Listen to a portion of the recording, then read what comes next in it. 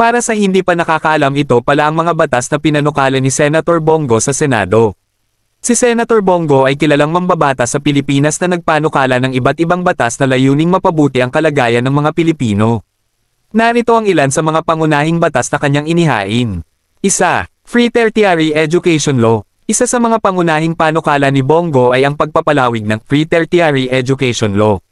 Layunin nito na mas maraming estudyante ang makakuha ng libreng edukasyon sa kolehiyo, lalo na ang mga nasa ilalim ng marginalized sectors. Ang batas na ito ay naglalayong tanggalin ang hadlang sa edukasyon at bigyang daan ang mas mataas na antas ng kaalaman para sa lahat. 2. Expanded Health Services. Pinanukala rin ni Go ang mga batas na naglalayong palawakin ang akses sa serbisyong pangkalusugan.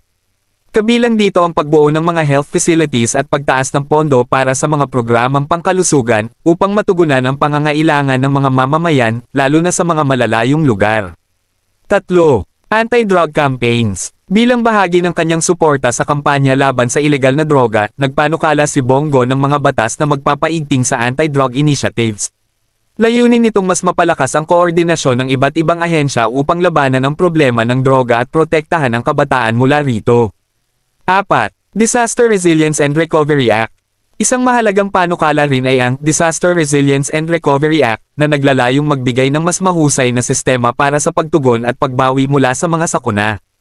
Ang batas ay nakatuon sa pagpapalakas ng kapasidad ng gobyerno at komunidad upang harapin ang mga natural disasters.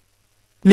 Support for Local Industries. Nagsusulong din si Bongo ng mga batas para suportahan ang lokal na industriya at negosyo, kabilang dito ang pagbibigay ng insentibo para sa mga small and medium enterprises, SMEs.